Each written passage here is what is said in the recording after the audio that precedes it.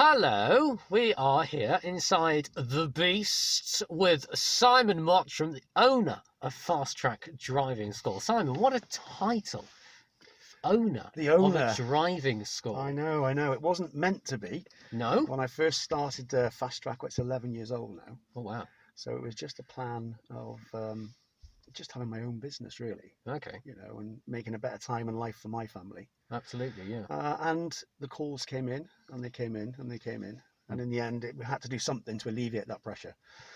So we just started training up instructors Right. in-house, and then employing them or giving them a self-employed job, but giving them part of the franchise. Hmm. And they came in and it grew and the calls kept coming, so we had to train another and another and another. Right. So it's just got bigger and bigger, and I promised my wife I'd stop. Stop adding more. And we just couldn't, because the business grew and the reputation grew. And then we started pushing further afield. So instead of staying in lovely Thames, we went pushing out to Cardigan and Carmarthen, and now Clechley, and now Swansea. So we are pushing out there. We're getting there. Yeah. But yeah, and we're actually training a couple of new ones as we speak as well. So we are expanding a little bit further. So it's quite an impressive feat, really, to sort of start up a driving school and have the reach which in 11 years you've got incredibly well. I mean, even when I first moved to Pembrokeshire back at the end of 2018, then I was seeing fast track cars everywhere we went. Look, there's one there, there's another one there. Almost became like a little game. How long did it take, if you've been going 11 years, how long did it take to sort of set all this up then, to get the people you needed, to get your business right where you wanted it to be? I mean, it's an ongoing process as of today. Right. It never stops. Doesn't stop. It's a cog that just keeps turning and keeps turning and keeps turning. So when it comes to the time scale, it's never ending, really.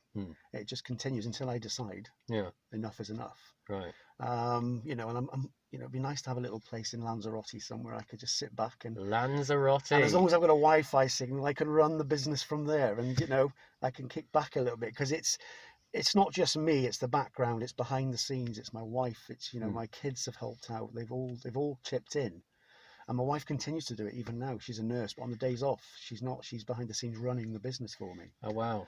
My daughter does all the social media, because I was doing it all at one point on my own, which was just so heavy. And that's what people don't see. They don't see behind the scenes of how much graft you actually put in to run a business. It's not just a case of 9 to 5. No. You're starting at 6 a.m. Quite often, sometimes at 12 o'clock at night, I'm still sitting there at the Mac doing work or admin. I've got to be dragged away by my wife and told to go to bed. Yeah. And that's happened, like I said, for 11 years. It's non-stop. Yeah. But I mean, I love teaching with a passion. I love, getting people like yourself in the car. Only a few weeks ago, we're very nervous. Yeah. And all of a sudden, there's kind of a new side of Charlie coming out now. Yeah. A new confident side. And I love that with people. I love making them do things that they didn't believe they could do.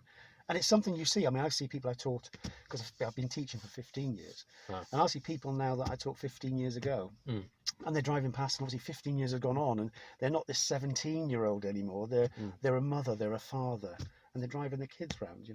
What better kind of appreciation, absolutely, and work ethic do we need to get a better, the feeling of what you see because of what you've done is top of the game, really. I like that. You sort of answered my next question, which was going to be sort of, why driving? So is it the driving itself and teaching people to drive, or is it this? Because you're not just a driving instructor, are you? You're a swimming instructor. Yeah, as well. I've swim coach. I did that for quite a few years. I've stopped now because my son was big into swimming, and my daughter was. So right. Because we were at the pool for something like 16 hours a week with him. Wow. So rather than just sit in the balcony, I thought, right, I'll get down there. Right. And we'll do a few little courses, and I'll help out with the kids. And again, it's teaching. It's teaching, and I love that. That was brilliant to do that. It was a sideline. But I haven't done that now for a couple of years, because, like I said, my son's in uni. So, and time doesn't allow it. Yeah. That's the big thing. The time isn't there to do it anymore anyway. But there was a really good bunch of coaches at the Haverfordwest Seals, and it's just a great time. Wow. Yeah, it was something to do. But as for starting, the reason I started was when I came to my few months of my army career. I was living in Germany, or based in Germany, and we were teaching the new recruits that were coming over to drive on the other side of the road. just doing a transition phase for them. Okay. And we were taking them out in trucks and Land Rovers and just getting them to drive on the left, on the other side. Sorry, on the right, I should say. On the right. And I thought, this is all right. And that's where it started. And I left the army then, and I started training to do this. And here we are. Just sparked that little bit. Yeah, it's amazing, isn't it? Something so simple can lead on to such a good future, in a sense. Absolutely. Yeah, it's really small but really big. That's lovely stuff. And here we are. And here we are. Down the line.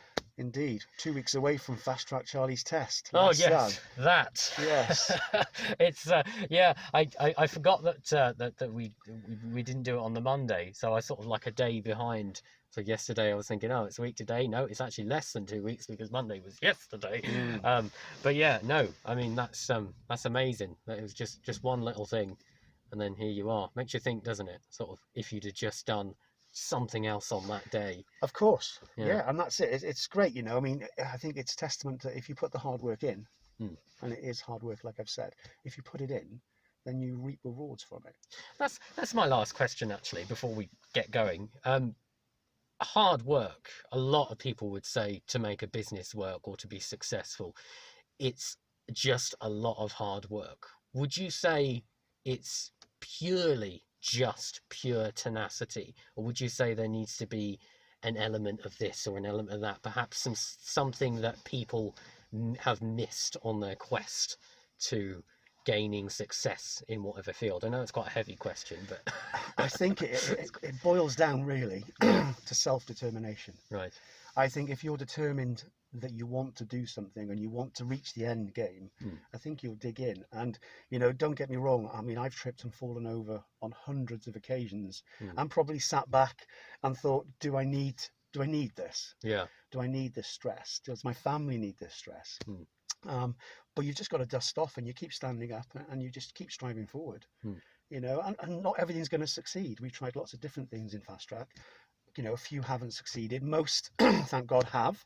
You know, like our under-17s, that was something in the pipeline. For quite a few years actually to get started, but we could never find the right ground to get it up and running. Sure. Then we didn't know, well, if we invest into it, is it going to be successful? You know, and it is. It's massively successful. But definitely, it's tenacity, determination, bit of self-confidence, because you've got to get out there and put it out there. Yeah.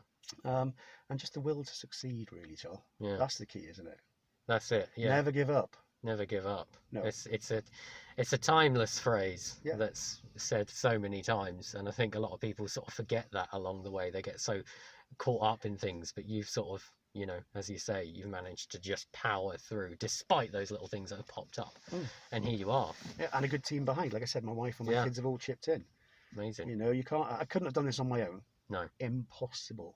Family. Yeah, and there's elements that my wife does for me that I couldn't do.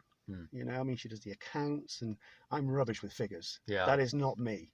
You know, bookkeeping, figures, where she's picked it up, you know, when she got involved a few years ago and just turned the accounts upside down, and that helped us massively. There you go. Whereas I was just going along and, you know, advertising on Google AdWords, and I didn't care what I was spending. Yeah. I was just doing it. And until somebody came in and goes, do you realise how much you spent this year on advertising alone? And then you kind of go, oh my God. Sort the numbers, please. Yeah, sort them out. And that's what she did, you know. And, you know, I'm forever grateful for her for that. And both my kids as well, Ben and Abs. Yeah. You know, they've all been there because they've missed out on quite a lot as well because of what I've been doing. Right. So, you know, in that, I've been a little bit selfish, I think. And I think you have to be a little bit selfish to be successful. Yeah. You can't be everywhere all of the time. Yeah, it's a very give and take, I suppose. But yeah, well, here we are, down at the docks, inside the Beast. Shall we go for a little drive? Let's play. Let's go for a little drive, shall we?